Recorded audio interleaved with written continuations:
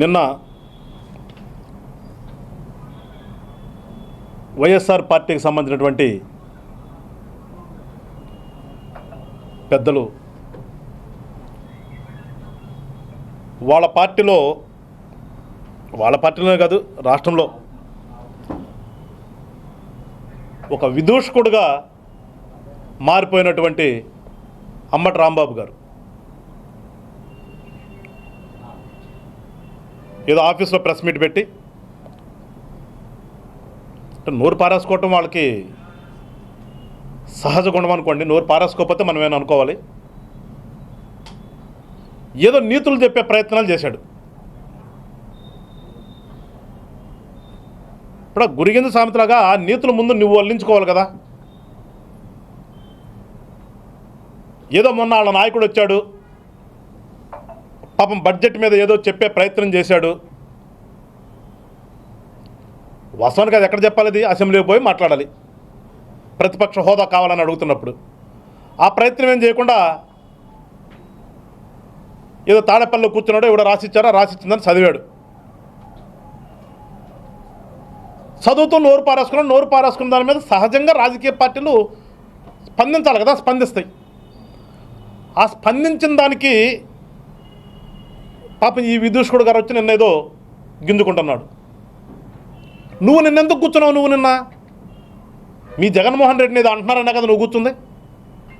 మరి మా నాయకులు అన్నప్పుడు మేము కూర్చుంటాం కదా. మరి ఆ మాత్రం ఇంగిత జ్ఞానం లేదా నీకు?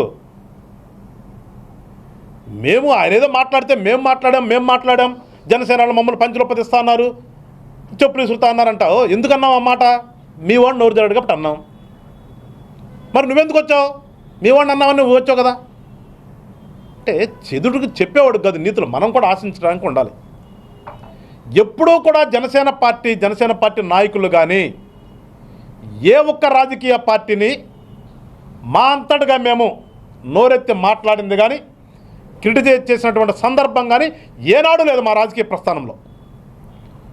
మమ్మల్ని ఎవరైనా అన్న తర్వాత మేము కౌంటర్ అటాక్ చేసాం తప్పితే మేముగా స్వతహాగా ఏ ఒక్కరి మీద కూడా ఎప్పుడూ కూడా ఏ సందర్భంలో కూడా నోరు పారేసుకోలేదు. ఏదైనా మాట్లాడితే మేము రాజకీయంగానే మాట్లాడాం.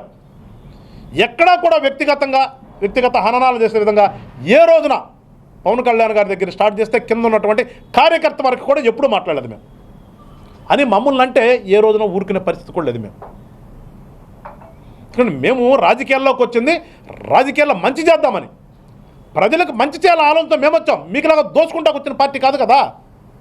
దోచుకుంటాకు వచ్చినప్పుడు మీకున్నప్పుడు సేవ చేద్దామని వచ్చినటువంటి మాకు కూడా ఉంటుంది కదా కొద్ది గొప్ప కోపం. మీ నాయకుడు చెప్పినంతా జనం విన్నారో లేదో తెలీదు. మళ్ళీ అదే నిన్న మొదలుపెట్టాడు రాంబాబు గారు. ఇప్పుడు బడ్జెట్ గురించి మాట్లాడాల్సిన ప్లేస్లోకి వెళ్ళి మాట్లాడి మీరు జనం వింటారు. ఇప్పుడు మీరు ఎవరికి ఏం చెప్పదలుచుకున్నారు? మీరు గతంలో మీరున్నప్పుడు గత ప్రభుత్వాలు వచ్చి అసెంబ్లీలో కొట్లాడే కదా. 2 ఉన్నా 3 ఉన్నా 4 ఉన్నా మీరు హోదా ఇచ్చినా ఇవ్వకపోయినా మేము ఏం చెప్తాం, నేనే ఇచ్చాను హోదా అని. సరే నీకు ఆ యొక్క పవర్ నీకు ఉందా లేదో మీ కిందకి వదిలేస్తున్నాం. నిన్న కూడా మళ్ళీ అదే మాట్లాడతాడు అంబటి రాంబాబు గారు. ఇది కాస్త తెలివిగలడం అనుకున్నాం మేము. క్లియర్గా ఉన్నాయి కదా, రూలింగ్స్ ఉన్నాయి. పార్లమెంట్ రూలింగ్ 1956లో అప్పుడున్నటువంటి ఫస్ట్ లోక్సభ స్పీకర్ గారు మాల్వాంకర్ గారు ఒక డైరెక్షన్ ఇచ్చాడు. ఆ డైరెక్షన్స్ ప్రకారం 120, 121 ప్రకారం కూడా 1/10 ఉండాలి అనేది చట్టం. అది ప్రొసీడింగ్స్. అది దాని ప్రకారం లేదు కనుకనే మొన్నటి రోజున స్పీకర్ గారు మీకు అది కుదరదురా బాబు, మీరు మామూలుగా సభ్యుల్లో కానీ వచ్చి మీరు మాట్లాడవచ్చు అని అన్నారు. నువ్వు సభ్యుడిగా అసెంబ్లీకి వెళ్తే నీకు టైం ఇవ్వకపోతే నువ్వు అప్పుడు వచ్చి బయటకు వచ్చి గగ్గోలు పెట్టు. ఎవరు కాదంటారు మిమ్మల్ని? ఏమీ లేకుండా మీ ఇష్టం వచ్చినట్టుగా మీకు ఆఫీసులో మీకు టీవీ పేపర్ ఉందని చెప్పేసి మీరు మాట్లాడుకోవటం, రాసుకోవటం, తిట్టడం. మళ్ళీ మేము వచ్చి మాట్లాడితే మమ్మల్ని తిడుతున్నారు, మా మీద కేసులు పెడుతున్నారు. నంగనాస్తతంగా రాంబాబు గారు మాట్లాడతాం. కేసుల గురించి నీకు తెలియదు, పాపం తిట్ల గురించి నీకు తెలియదు. ఎప్పుడు మీ నాయకులు కానీ మీరు కానీ ఏ రాజకీయ పార్టీని తిట్టిన సందర్భాలు లేదు, రాజకీయ నాయకుల మీద కేసులు పెట్టిన సందర్భాలు లేదు, మీ ఇష్టానుసారంగా ప్రకృతి సంపదను దోసుకున్నది లేదు, మీ ఇష్టానుసారంగా అధికార దుర్వినియోగం చేసింది లేదు. చాలా నంగనాచి పాపం రాంబాబు గారు. ఇవాళ వచ్చి కూటమి ప్రభుత్వం మీద, కూటమి ప్రభుత్వంలోని మంత్రుల మీద అభియోగాలు చేస్తున్నారు. మరీ ముఖ్యంగా మా నాయకుడి మీద మాట్లాడుతున్నాడు, మనోహర్ గారి మీద. మిస్టర్ అంబటి రాంబాబు గారు, నువ్వు గతంలో మంత్రిగా చేశావు. అంతకుముందేదో నువ్వు చెప్తావు మా మహానాయకుడు టైంలో కూడా ఏదో చైర్మన్ గిరి కూడా చేసావు. నువ్వు నీ యొక్క ప్రస్థానం ప్రజలకు తెలీదా? లిట్ క్యాప్ చైర్మన్గా చేసిన దగ్గర నుంచి నువ్వు మొన్న మంత్రిగా చేసినప్పుడు కూడా నీ గణకార్యాలు ఎవరికి తెలియదు. నీ నువ్వొచ్చి ఊరకనే నాదెండ్ల మనోహర్ గారిని క్రిటిసైజ్ చేసేటటువంటి స్థాయి నీది ఉందా? అసలు నీదు ఆ స్థాయి తగ్గాడు వాడు. నువ్వు ఏమన్నా అసలు నీకు మనోహర్ గారికి ఏమైనా పోలుకుందా? లేదంటే మీ యొక్క పార్టీలో ఉన్నటువంటి సోకాళ్ళు పాత బ్యాచ్ ఎమ్మెల్యేలు కానీ మంత్రులు కానీ ఏ ఒక్కళ్ళకైనా సరే మనోహర్ గారి పక్కన నుంచున్నటువంటి స్థాయి ఉందా మీకు ఎవరికైనా? స్థాయి లేని మీరు వచ్చి ఒక స్థాయి గల వ్యక్తి మీద మాట్లాడే ముందు కొంచెం ఆలోచించాలి కదా రాంబాబు గారు. అంటే అంత ఎటకారంగా మాట్లాడుతున్నావు. మేము మాట్లాడితే ఎటకారం అంటావు. నీ ఎటకారం ఏంటి? నువ్వు బియ్యం మంత్రా? అదే నీ విఘ్నత. బియ్యం మంత్రి ఉందా క్యాబినెట్లో ఏమన్నా? నీ తెలివితే అట్లయ్యా. అందుకే నేను ఒక బఫూన్ గడ్లో చూసేది రాష్ట్ర ప్రజలందరూ కూడా.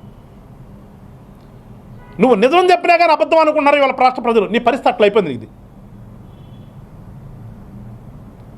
ఏం చేసావు నువ్వు గతంలో? గుర్తులేదా నీకు? అరే పిల్లలు లెట్రిన్ బావులు క్లీన్ చేయడానికి దిగి చనిపోతే వాళ్ళకి సీఎం రిలీఫ్ ఫండ్ కింద 5 లక్షలు వస్తే ఆ 5 లక్షల్లో కూడా 50% నాకు ఇవ్వండి అని చెప్పేసేసి ఆ డబ్బులు నువ్వు వాళ్ళకి ఇవ్వకుండా ఆ చెక్కుని వెనక్కి పంపించేసింది నిజమా కాదా రాంబాబు గారు? ధైర్యం ఉందా నీకు? చెప్పిన ధైర్యం? నువ్వు గతంలో సత్తెనపల్లి నియోజకవర్గ ఎమ్మెల్యేగా ఉండి నువ్వు మంత్రి అయిన తర్వాత జరిగినటువంటి సంఘటన నేను చెప్తుంది. సత్తెనపల్లిలో 3 చనిపోతే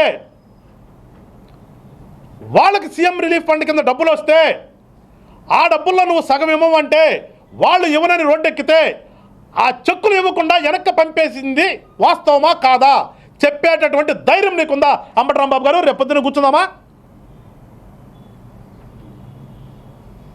ఎవరు ఎలాంటి వాళ్ళు ప్రజలకు తెలీదా? నీ బతుకేంటి? నీ బతుకు మంత్రిగా ఉండి సంక్రాంతి పండగకి లాటరీ టిక్కెట్లు అమ్మించుకున్నటువంటి నీదొక బతుకు. నువ్వు వచ్చేసి వాళ్ళకి క్రిటిసైజ్ చేస్తావా? ఎవరు బతుకంటే రాష్ట్ర ప్రజలకు తెలీదా రాంబాబు గారు? నీ మీద కేసులు కూడా రిజిస్టర్ అయినాయి కదా దొంగ లాటరీల కింద. లాటరీ టిక్కెట్లు అమ్మటం నిషేధం అని చెప్పేసి తెలిసినటువంటి నువ్వు ఒక పెద్ద మనిషివి లాటరీ టిక్కెట్లు అమ్మిస్తే దాని మీద సత్తెనపల్లిలో కేసు రిజిస్టర్ నీ మీద ఇవాళ సత్తెనపల్లి కోర్టులో కేసు పెండింగ్ ఉందా లేదా? ఏం బతుకునిది?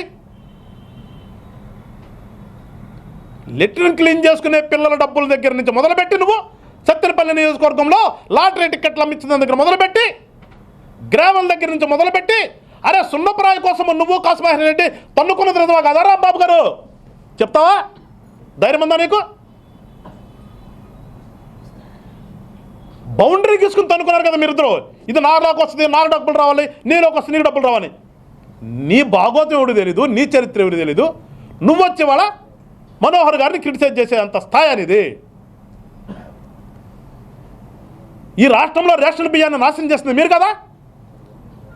రేషన్ బియ్యం దొంగలు ఎవరో తెలియదు రాష్ట్ర ప్రజలకి? ఆ రేషన్ బియ్యం దొంగని కాకుండా పట్టుకున్నామనే కదా మీ ఏడుపంతా. అక్కడి నుంచి మూలాలన్నీ ఒకటి వస్తున్నాయనే కదా మీ ఏడుపంతా. వ్యవస్థను నాశనం చేస్తే మీరే కదా రాంబాబు గారు? చెప్పే ధైర్యం ఉందా నీకేమన్నా? రేషన్ బియ్యం కోసం ఇస్తామనే పేరుతో ఎండియు వాహనాలను ఉండబెట్టి మీ ఇష్టానుసారంగా పంచుకుంది మీరే కదా రాంబాబు గారు? నువ్వొచ్చి అలా మనోహర్ గారు వచ్చిన తర్వాత వ్యవస్థని సరిచేసే క్రమంలో అన్ని సార్లు పట్టుకుని ప్రజలకు వెళ్ళే విధంగా మేము చేస్తూ ఉంటే మీ వాళ్ళందరిని లోపలేస్తున్నామని ఒక పిచ్చి భ్రమలో ఉండి నువ్వు వచ్చి మాట్లాడతావా? ఏదో మాట్లాడాలి కదని. ఇంగిత జ్ఞానం ఉండాలి రాంబాబు గారు. నువ్వు ఇంకా పెద్దవాడు అని ఇంకా గౌరవిస్తున్నాం మేము. మాట్లాడే ముందు నోరు ఉంది కదా, నాకు టీవీ ఉంది కదా, నీ ఇష్టానుసారం మాట్లాడితే 100 మాట్లాడతాం మేము, 100 చెప్తాము నీ చరిత్ర. ధైర్యం అంటున్నావు. ధైర్యం ఉందా నీకు? నేను అడిగినాటి మీద సమాధానం చెప్పేటువంటి ధైర్యం నీకుందా? నీకు అది జగన్మోహన్ రెడ్డికి వచ్చి మనోహర్ గారు చెప్పాలి, లోకేష్ గారు చెప్పాలి, చంద్రబాబు గారు చెప్పాలన్నారు. వాళ్ళ తర్వాత చెప్తారు. వీటి మీద చెప్పు ముందు. నీకు ధైర్యం ఏంటి చెప్తాం? నువ్వెంత దిశాలో చెప్తాం కదా. మేము ఎంత చాలా ధైర్యవంతులమి, మా జగన్మోహన్ రెడ్డి స్వయం ప్రకాశితుడు అని చెప్తున్నావు కదా. నీ స్వయం ప్రకాశితం ఎంత చెప్తాం? కూర్చుందాం ఇద్దరం ఎదురుగా. మీ ప్రభుత్వంలో జరిగింది కానీ ఇప్పుడు జరుగుతున్నా కానీ మొత్తం మాకు ఒక ఆలోచన ఉంది. ఇచ్చిన ప్రతి హామీని నిలబెట్టుకోవాలనే ఒక ప్రయత్నం చేస్తున్నాము. రాష్ట్ర ఆర్థిక పరిస్థితిని నాశనం చేశారు కదా. ఆర్థిక వ్యవస్థను నాశనం చేశారు, వ్యవస్థను నిర్వీర్యం చేశారు. మీరు వెళ్ళిపోతే ఇక్కడ ఏమీ లేకపోతే ఇవాళ వచ్చిన తర్వాత ఏ రకంగా రాష్ట్రాన్ని ఒక పక్కన అభివృద్ధి చేయాలి, ఓ పక్కన ఇచ్చినటువంటి హామీలు కానీ ప్రజలకు మంచి చేయాలి అనే ఆలోచనతో ముందుకెళ్తూ మేము బడ్జెట్ని రూపకల్పన చేసుకున్నాం. ఎందుకు నీకు ఉలుకు? ఎన్ని రోజులు గడిచింది? 8 నెలలకు అయింది.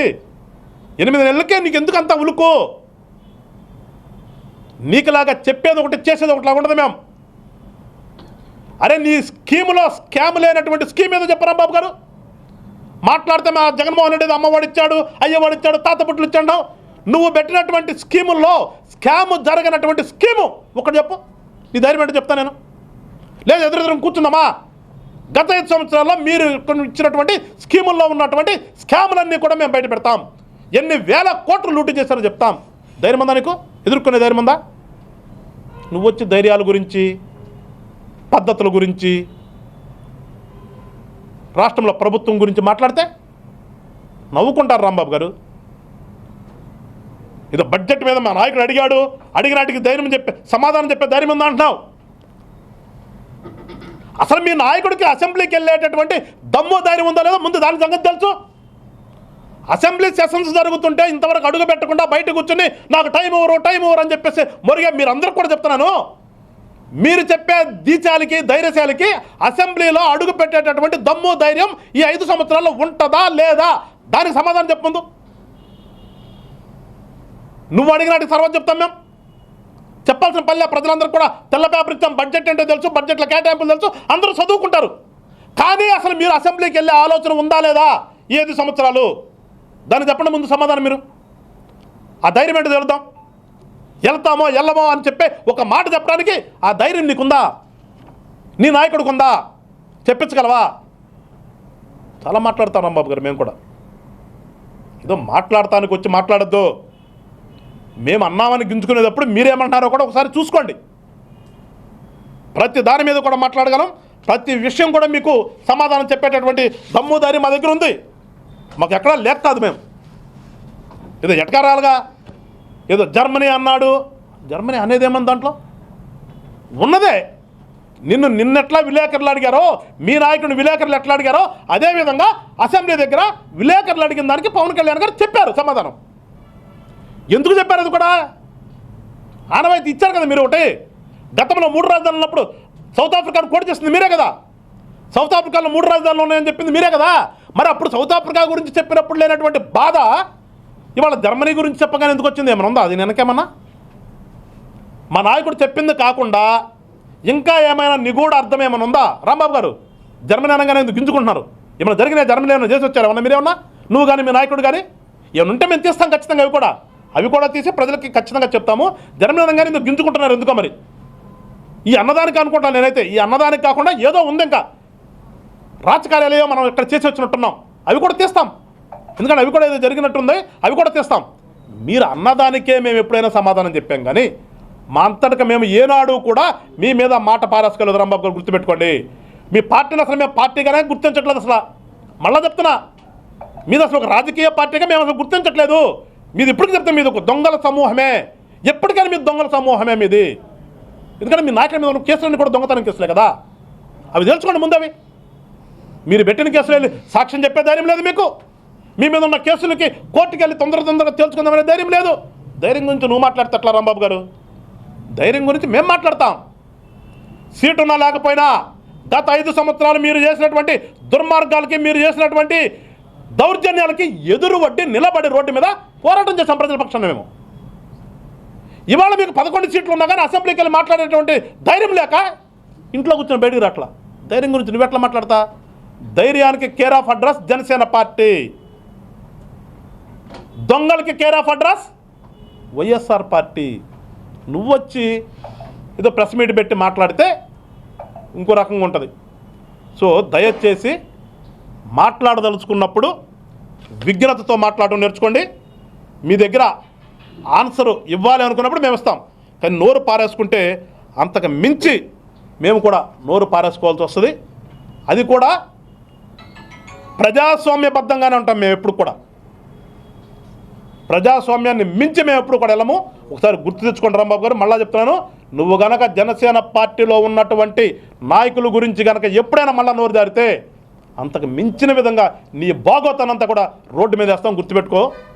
మరొకసారి పిచ్చి పిచ్చి ప్రేలాపనలు పెళ్ళదని చెప్పి రాంబాబు గారు చెప్తూ, రాష్ట్ర ప్రజలందరూ కూడా గమనించండి. జనసేన పార్టీ పుట్టుక దగ్గర నుంచి జనసేన పార్టీ ప్రస్థానం, ఇవాళ ఉన్నటువంటి పరిస్థితులను కూడా మీరు ఒకసారి రాష్ట్ర ప్రజలందరూ కూడా మీరు ఒకసారి ఆలోచన చేయండి. జనసేన పార్టీ అనేది రాష్ట్ర అభివృద్ధి కోసం, ఈ రాష్ట్ర ప్రజల సంక్షేమం కోసం ఏర్పడిన పార్టీ తప్పితే వాళ్ళకలాగా దోసేసుకోవడానికి, ప్రకృతిని నాశనం చేయడానికి, వ్యవస్థను నిర్వీర్యం చేయడానికి కాదని చెప్పి ప్రజలందరూ కూడా తెలుసుకోవాలని చెప్పేసి కోరుకుంటూ, జై హింద్, జై జనసేన.